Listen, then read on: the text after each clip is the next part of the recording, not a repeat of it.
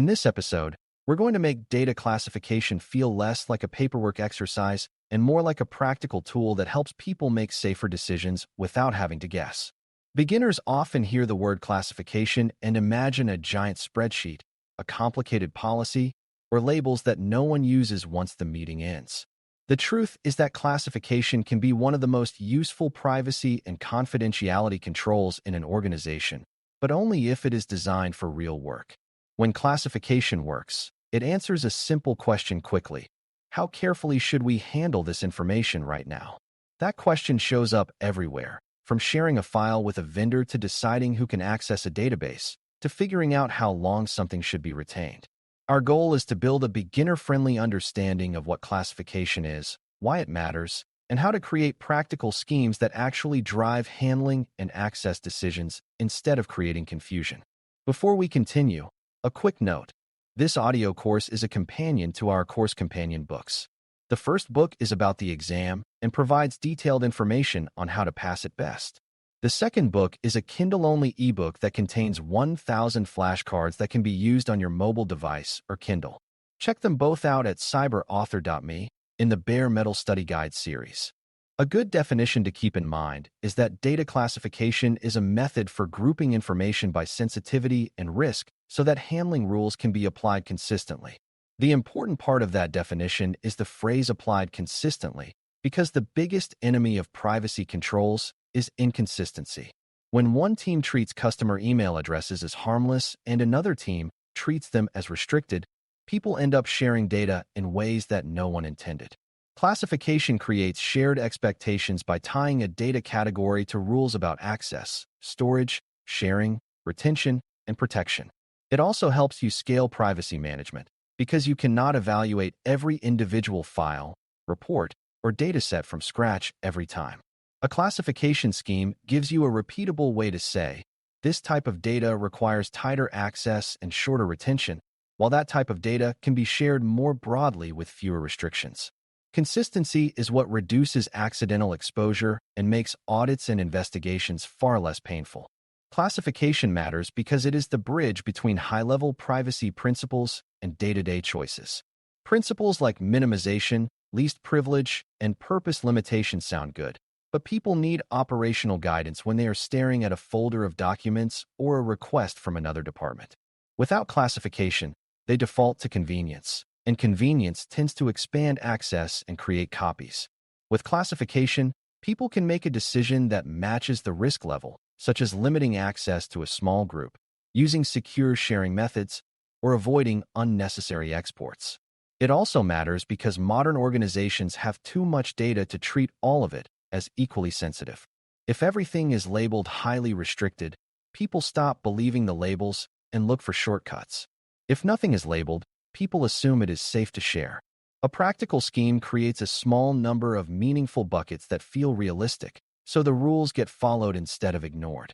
A key beginner misunderstanding is thinking classification is the same as inventory, or that classification is purely about legal definitions. Inventory is about knowing what you have and where it is. Classification is about deciding how it should be handled based on risk and sensitivity. Legal definitions matter, but a practical classification scheme often needs to translate legal categories into operational categories that non-lawyers can recognize quickly. Another misunderstanding is believing classification is only for documents, like PDFs and spreadsheets, when in reality it applies to structured data in systems, logs, backups, and analytics outputs. Classification should travel with data, not stay stuck to a file type. A report exported from a customer database does not become less sensitive just because it is now a spreadsheet. If the classification scheme is based on the content and risk, it still applies. That mindset is crucial because many privacy incidents involve data moving into new formats where controls are weaker, and classification helps prevent that drift. To create a scheme that drives decisions, you need to design it around outcomes rather than around theoretical purity. The outcome you want is that two people in different teams, seeing the same type of information, will make similar choices about access and handling. That means the scheme cannot be too granular, because too many categories create confusion and disagreement. It also cannot be too vague, because vague categories invite personal interpretation. A practical scheme usually uses a small set of levels that reflect real differences in harm if the data is misused or exposed. The levels should be defined in plain language that describes the type of information and the likely impact. When definitions focus on impact, they help people understand why a dataset is restricted, which improves compliance. People follow rules more reliably when they understand the reason behind them. Classification should also be tied to the concept of context, because sensitivity is not only about what the data element is, but also about how it can be used and combined. A name alone might not be sensitive in some contexts, but a name linked to account activity, location, or a complaint history can become sensitive because it reveals behavior and circumstances. Similarly, a unique identifier may seem harmless, but if it allows someone to link records across systems, it increases privacy risk by enabling profiling. A practical scheme accounts for this by classifying datasets, not just individual fields, based on what the dataset reveals about individuals and how easily it could be misused. This is where beginners often need a mental shift. Classification is not about labeling each piece of data in isolation, but about recognizing what the collection of data allows someone to infer. The goal is to prevent underclassifying datasets that become powerful when combined. Once you have classification levels, the next step is making sure each level triggers real handling rules, because classification without consequences is just decoration. Handling rules cover things like who can access the data, whether it can be shared externally, how it should be stored, and how it should be retained or disposed of. The rules should be concrete enough to guide action without requiring someone to read a long policy in the moment. For example, a highly sensitive classification might require restricted access, strong authentication, encryption at rest and in transit, and explicit approval for external sharing. A lower sensitivity classification might allow broader internal sharing, but still require basic safeguards. The details will differ by organization, but the principle is stable. Classification must change behavior. If nothing changes based on the label will be ignored, and the scheme will fail even if it looks nice on paper. Access decisions are one of the most important places where classification should have immediate impact. Privacy risk often comes from too many people having access to data they do not need, and access tends to grow over time unless it is actively constrained. Classification supports least privilege by providing a justification for limiting access based on risk rather than on personal preference. When a dataset is classified as sensitive, it becomes normal to require a business reason for access and to review access periodically. When a dataset is classified as less sensitive, it may be appropriate to allow broader access to support operations. The key is that classification helps organizations avoid treating every access request as a special debate.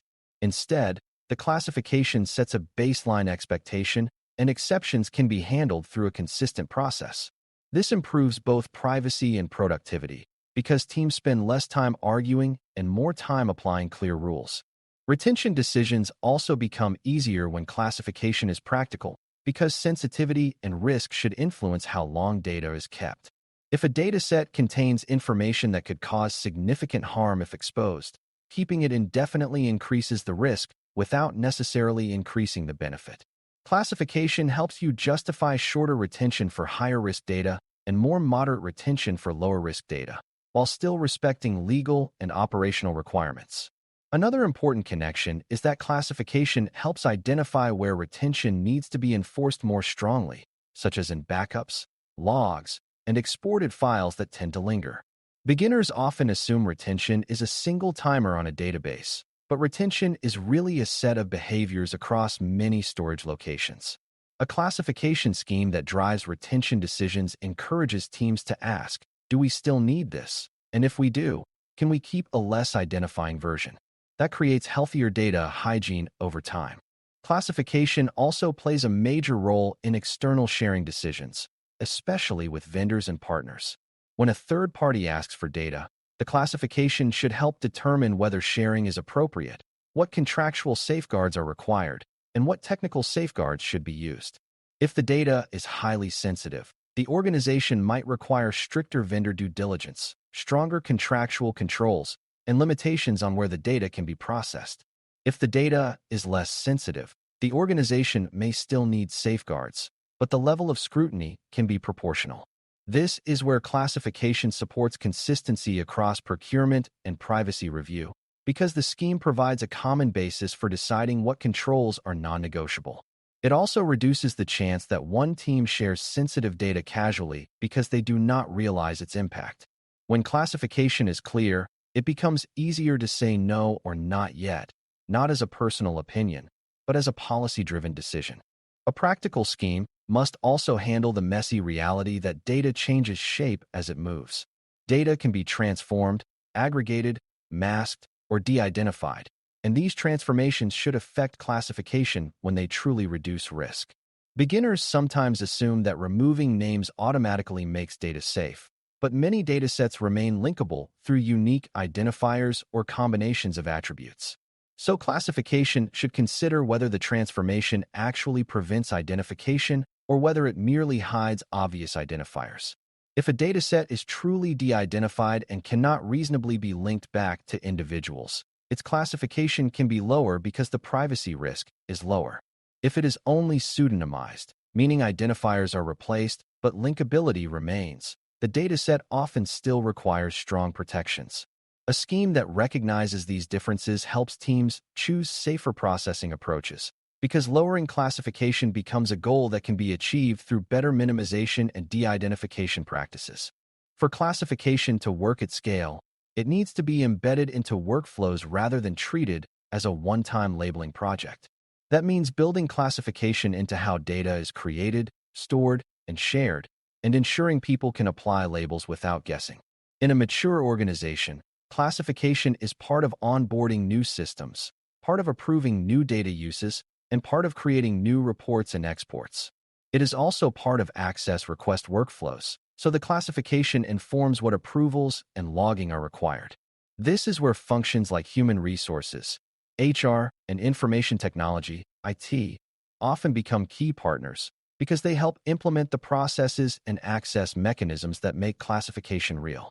Privacy management does not need to own every control, but it does need to ensure the scheme is usable and that the organization has accountability for keeping it current. A classification scheme that stays on paper will drift away from reality as new systems and data uses appear. Another common failure mode is building a classification scheme that is too optimistic about how people interpret terms. Words like confidential or sensitive can mean different things to different teams. A practical scheme uses definitions that point to concrete examples and consequences without requiring long debate. It also includes a way to resolve uncertainty, because people will encounter data that does not fit neatly into one category. The goal is not perfection, but predictable handling. If someone is unsure, the scheme should encourage them to treat the data more carefully until it is clarified, and there should be a clear point of contact or review process. Predictability matters because it reduces accidental exposure during ambiguous moments, which is when mistakes happen. When the scheme acknowledges ambiguity and provides a safe default, it becomes more trustworthy and easier to adopt across the organization.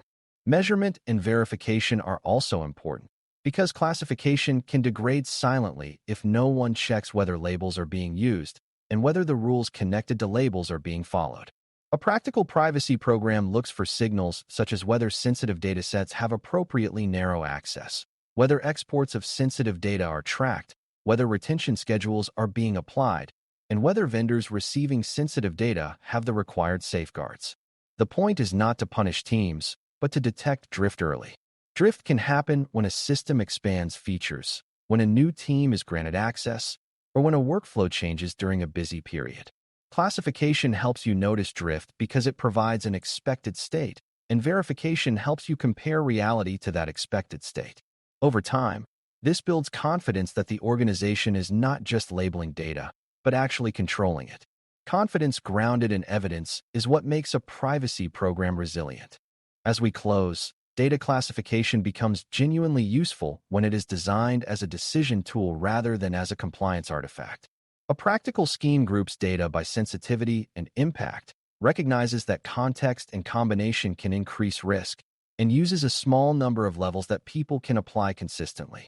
The scheme must be tied to real handling rules so that labels change behavior in access decisions, sharing decisions, retention decisions, and protection requirements. It must also account for how data transforms and moves, because exports, logs, and derived datasets often carry risk that gets overlooked.